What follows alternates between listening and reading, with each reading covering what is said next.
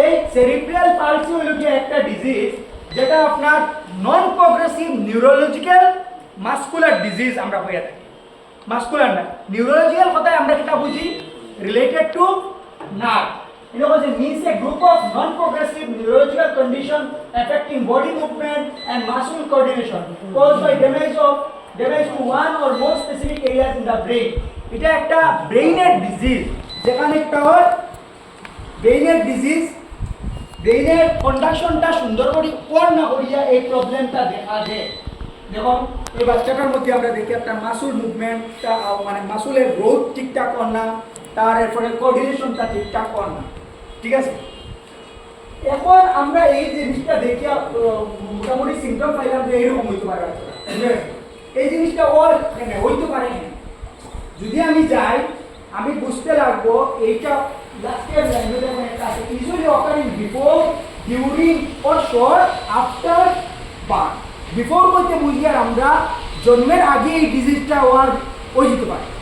যখন প্রেগনেন্সি হইব, আমরা জানি যে প্রেগনেন্সি যখন 6 থেকে 8 উইক সময় যখন হয়, এই সময় থেকে আমরা ব্রেইনের ডেভেলপমেন্টটা স্টার্ট হই, বুঝে গেছে? ব্রেইনের ডেভেলপমেন্ট স্টার্ট হয়, আমরা এমব্রায়োর ফরমেশন যখন হয়, এরপরে ব্রেইনের ডেভেলপমেন্টটা 6 থেকে 8 উইকের মধ্যে শুরু হয়ে যায়।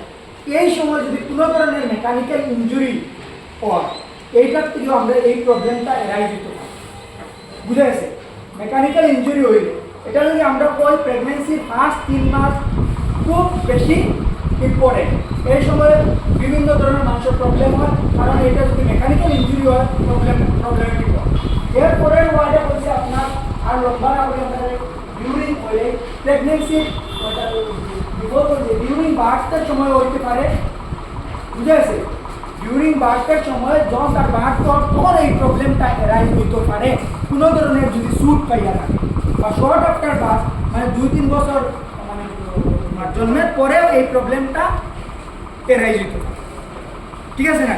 যদি কোনো ধরনের স্যুট পাইয়া থাকে, এই স্যুটের কারণে এই ধরনের তার নার্ভের প্রবলেম হয়ে যেতে পারে, এবং ব্রেইনের যদি এই সেরিব্রামের মধ্যে স্যুট পাইয়া থাকে, এটার সিমটম হিসেবে আমরা এগুলো পাইছি বাচ্চারা যেমন তার কোঅর্ডিনেশনটা খুব লুজ থাকে, ওরকম জায়গা সেরিব্রাল পালসি, ঠিক আছে? এইরকম হয়। এরকম আমরা কোনো একটা সায়েন্টিস্টের কথা দেখছি, নামটা মনে হয় একটা নাম ওরকম প্রবলেম আসছে।